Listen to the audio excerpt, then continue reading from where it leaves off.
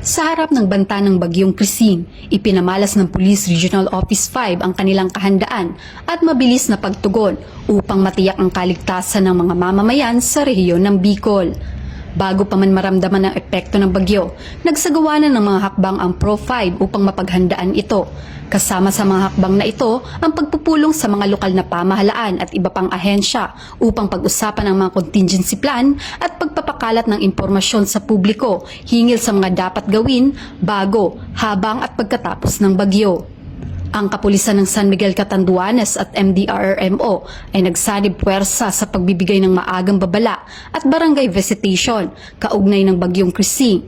Sa pamumuno ni Police Major Jonel Bungoyan, COP, agad na kumilos ang San Miguel Municipal Police Station, katuwang ang MDRRMO sa pamamagitan ng pag-activate ng Early Warning System Siren bilang tugon sa inilabas ng Pag-asa na Signal Number 1 para sa bagyong Krising.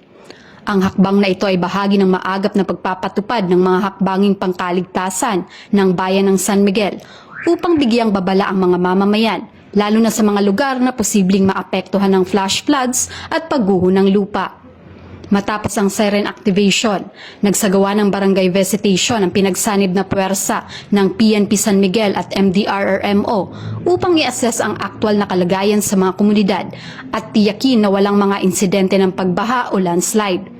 Kasama rin sa aktibidad ang dialogo sa mga opisyal at residente ng barangay upang palakasin ang ugnayan sa pagitan ng pamahalaan at mamamayan at upang ipabatid ang mga hakbang na kailangang gawin sakaling lumala ang sitwasyon.